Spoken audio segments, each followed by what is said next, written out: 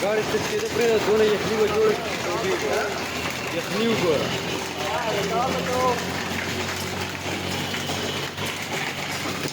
और भारत छोड़े पटना वाले बारह रोड में पकी रही है और ये भी लगना वाले बारह